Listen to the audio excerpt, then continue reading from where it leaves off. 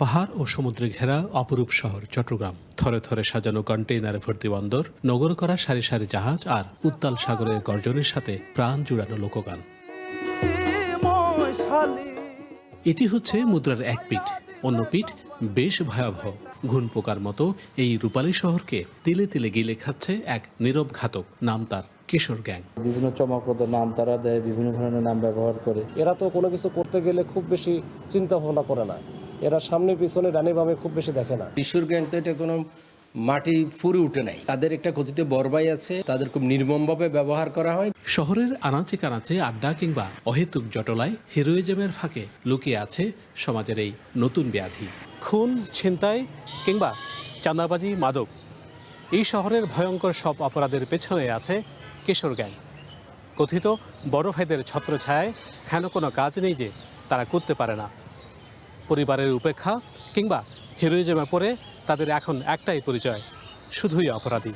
Rock, big বস, Python, Bingo, পুলিশের খাতায় এরকম বিচিত্র সব নাম দেখা যায় কিশোর গ্যাংয়ের। কথিত বড় ভাইদের পৃষ্ঠপোষকতায় নগর জুড়ে প্রায় সব অপরাধেরই নেপথ্যে তারা।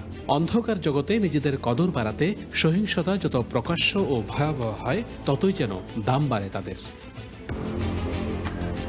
সোশ্যাল মিডিয়ায়ও আছে তাদের সরব উপস্থিতি। যদিও নগর পুলিশের এই শীর্ষ কর্মকর্তা বলছেন, তীক্ষ্ণ নজরে আছে কিশোর অপরাধীরা, দৃষ্টি আছে তাদের কথিত বড় ভাইদের উপরও। বেশিরভাগ ক্ষেত্রে কিশোর গ্যাংয়ের অপরাধগুলো দেখা যায় এটা একটা ফ্যান্টাসির মতো। প্রয়োজন ছিল যে সামাজিকভাবে প্রতিরোধটা পরিবার থেকে আসাটা দরকার ছিল সবার আগে। কিশোর গ্যাংয়ের আড়ালে যদি কেউ থেকে থাকে, বড় ভাই বলেন, সেটিও কিন্তু আমরা মনিটর করছি এবং সেটা মানে এটার সাথে কেউ জড়িত থাকলে সে রেহাই পাবে না। শুধু কি শহর, কিশোর গ্যাংয়ের থাবা পড়েছে গ্রামেও। সম্প্রতি রাউজানে ভরদুপুরে আকস্মিক গাড়ি তল্লাশিতে ধরা পড়ে 5 কিশোর গ্যাং লিডার। তাদের কাছে পাওয়া যায় আগ্নেয়াস্ত্র, কিরিচ আর ব্যবহৃত গুলি। পরে পুলিশের অনুসন্ধানে মেলে তাদের গ্যাংয়ের ফেসবুক তৎপরতা।